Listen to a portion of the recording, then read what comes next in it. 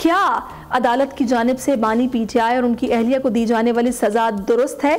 साथ ही अहम सवाल ये है कि इससे कबल बानी पीटीआई और बुशरा बीबी को तोशाखाना केस में 14 बरस की कैद की सज़ा, जबकि साइफर केस में भी बानी पीटीआई को 10 बरस की कैद बामुशक्कत की सज़ा सुनाई थी और आज बानी पीटीआई और बुशरा बीबी को इस केस में 7 साल सज़ा सुना दी गई। अब सवाल ये है कि सब मिलकर कितनी सज़ा बनती है और क्या इस केस में मिलने वाली सज़ा दुरुस्त है?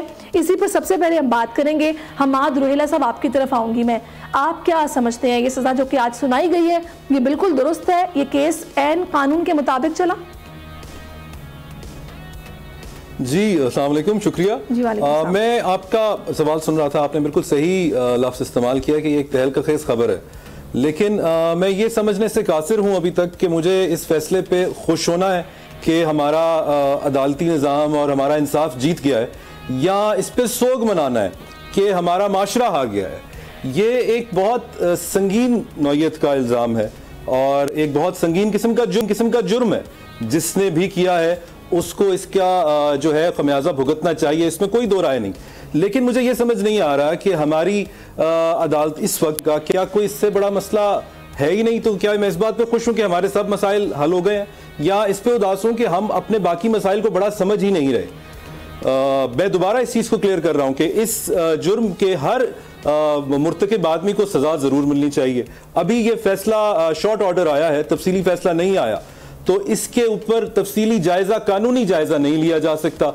और मैं किसी शख्स का नाम लेकर भी इस पर तबसरा करना मुनासिब नहीं समझूंगा, क्योंकि जब कहा गया कि एक बेटी ने अपनी माँ से बात अभी तक नहीं की, या जब वो बहुत छोटी थी तो ये हुआ, शादी हुई और उसके बाद वो अभी तक उदास है, तो उस बेटी की तरफ मेरा कम से कम इतना फ़र्ज़ बनता है कि मैं इस फैसले के किरदारों के ऊपर, जो कि 2 नहीं है, मेरे नज़दीक 3 है, उन तीनों में से किसी के ऊपर भी कोई ख़ास बात नहीं करूँगा, ख़ासतौर पर जब तफसीली फ़ैसला मेरे पास मौजूद नहीं है। दूसरी तरफ मैं ये भी कहना चाहूँगा कि हमारे बाकी इतने मसाइल चल रहे हैं, अगर हम उसकी तरफ कुछ अपनी तवज्जो दे लेते तो बेहतर होता। जो एक चीज़ फैसला देखे बगैर हम कह सकते हैं वो ये है कि फैसला बहुत जल्दी में आया है।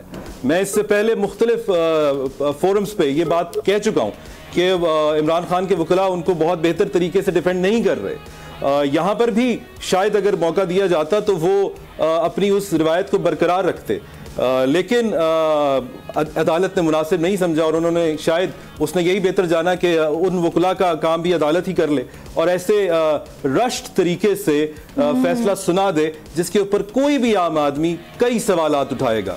एक मकूला है जो हमारी अदालतों में बहुत ज़्यादा इस्तेमाल होता है कि justice should be done in a way that no other person should walk away having questions in his mind. As things stand इस वक्त जितनी जल्दी से ये फैसला आया है, ऐसे फैसले तो एक्स पार्टी डिग्रीज में भी इतनी जल्दी मैं अपनी अदालतों में रोजाना देखता हूं नहीं आते, बल्कि अगर कोई कंसेंशुअल डिग्री भी लेनी हो तो भी अदालतें इससे ज्यादा वक्त लगाती हैं। तो जैसे कहते हैं कि when you embark, before you embark on a journey of revenge, you should dig 2 graves। तो ऐसा लग रहा है कि अदालत ने फैसला देने में बहुत जल्दी की है, लेकिन ये जल्दी जो फरीकैन है पार्टी के जिनको सजा दी गई है उनकी फेवर में जा सकती है आगे, और अगर नहीं भी जा रही तो एक आम आदमी के दिमाग में इसके खिलाफ कई सवालात जरूर जन्म ले रहे हैं। सही। सब्सक्राइब करें और बेल दबाएं ताकि कोई खबर रह न जाए।